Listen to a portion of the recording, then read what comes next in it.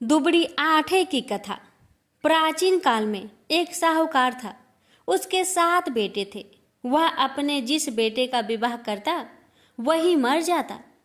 इस प्रकार उसके 6 पुत्रों की मृत्यु हो गई। केवल सबसे छोटा पुत्र शेष रह गया। इससे साहूकार बहुत दुखी हुआ। कुछ समय बाद छोटे पुत्र के विवाह की चर्चा हुई और उसका रिश्ता पक्का हो गया।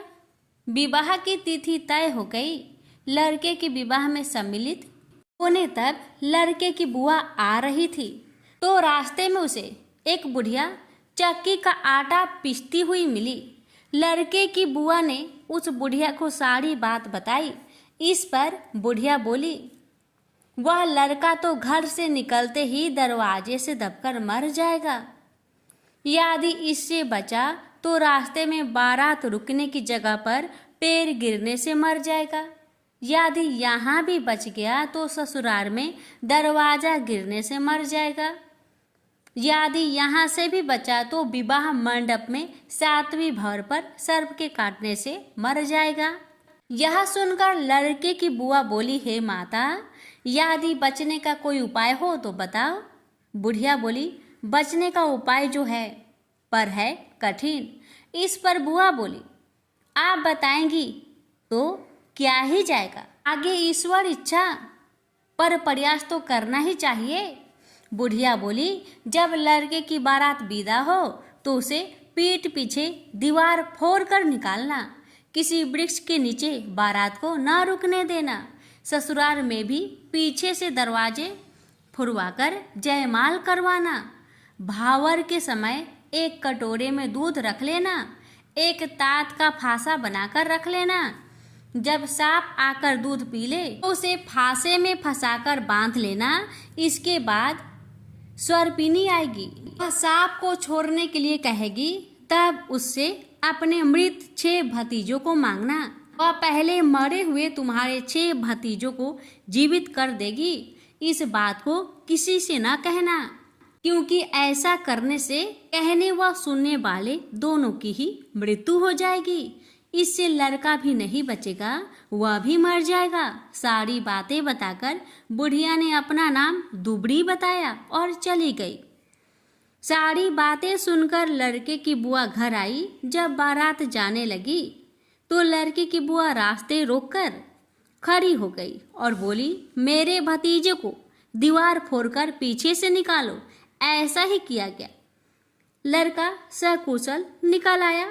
उसके घर से बाहर आते ही मकान के आगे का पुराना दरवाजा भर भरा कर गिर पड़ा। यह देखकर सब कहने लगे, बुआ ने बड़ा अच्छा किया, लड़के को बचा लिया। बुआ भी बारात के साथ जाने लगी तो सबने मना किया और कहा कि महिलाएं बारात के साथ नहीं जाती है। पर बुआ ने किसी की बात नहीं मानी। वह भी बारात के साथ गई। मार्ग में जब बारात एक वृक्ष के नीचे रुकने लगी तो बुआ ने सबको रोका तथा लड़के को वृक्ष के नीचे ना बैठाकर धूप में बैठाया। लड़के के धूप में बैठते ही वृक्ष भी चरमरा कर गिर गया।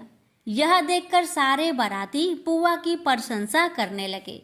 पूरी बारात बुआ की अब तक की समझदारी से प्रभावित थी, इसलिए किसी ने भी उसकी बात का कोई विरोध नहीं किया।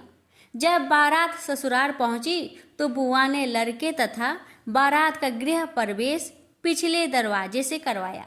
ससुराल के घर में पिछले दरवाजे से लड़के तथा बारात के प्रवेश करते ही आगे का दरवाजा अपने आप भर भराकर गिर गया।